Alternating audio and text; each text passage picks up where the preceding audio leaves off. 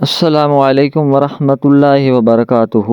محترم سامعین، حضرت علی رضی اللہ تعالی عنہ نے فرمایا، 4 باتیں اپنی بیوی کو کبھی مت بتانا۔ نمبر 1، کبھی بیوی کے سامنے رونا مت، چاہے کتنی بھی تکلیف ہو، کتنی بھی پریشانی ہو، چاہے اندر سے کتنے ہی ٹوٹ چکے ہو، لیکن بیوی کے سامنے کبھی آنسو مت بہانا، ورنہ ساری زندگی تمہاری بیوی یہی سمجھے گی یہ مرد بہت کمزور ہے، اپنے جذبات پر قابو نہیں پا سکتا، چھوٹی چھوٹی چیزوں پر اداس ہو جاتا ہے، لہٰذا وہ تمہیں کمزور سمجھنا شروع کر دے گی۔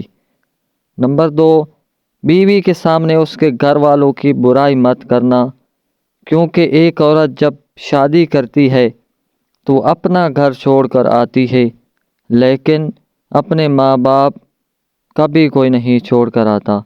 نمبر 3، عورت کو کبھی بھی اپنی کمائی مت بتانا، کیونکہ ایک مرد کو ہی پتہ ہوتا ہے کہ گھر کس طرح چلانا ہے، سب کے خرچے کس طرح پورے کرنے ہیں۔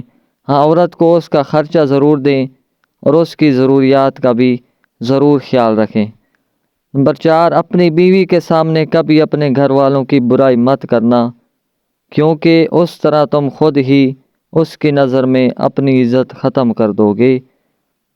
شادی کے دن نئی نویلی دلہن نے ایک اٹیچی کیس کی طرف اشارہ کرتے ہوئے اپنے شوہر سے وعدہ لیا کہ وہ اس اٹیچی کیس کو کبھی نہیں کھولے گا، اور شوہر نے بھی اس کا وعدہ کر لیا۔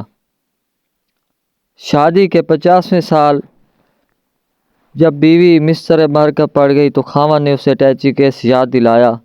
بیوی بولی، اب یہ وقت ہے اس اٹیچی کیس کے راز کو فاش کرنے کا، اب آپ اس اٹیچی کیس کو کھول لیں۔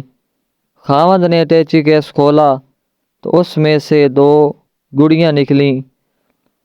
خاوند کے پوچھنے پر بیوی بولی، میری ماں نے مجھے کامیاب زندگی کا راز بتاتے ہوئے نصیحت کی تھی کہ غصہ پی جانا بہت ہی اچھا ہے، اور ماں نے مجھے طریقہ بتایا تھا کہ جب بھی اپنے خاوند کی کسی بات پر غصہ آئے تو تم بجائے خاوند پر غصہ نکالنے کے ایک گڑیا سے کر لینا۔ تو مجھے جب بھی آپ کی کسی بات پر غصہ آیا تو میں نے گڑیا سے لی۔ خاوند 2 گڑیا دیکھ کر بہت خوش ہوا کہ اس نے اپنی بیوی کو کتنا خوش رکھا ہے، کیونکہ بیوی نے 50 سال کی کامیاب زندگی میں صرف 2 گڑیاں ہی بنائی تھیں۔ محبت میں شدت معنی نہیں رکھتی، محبت میں عزت معنی رکھتی ہے۔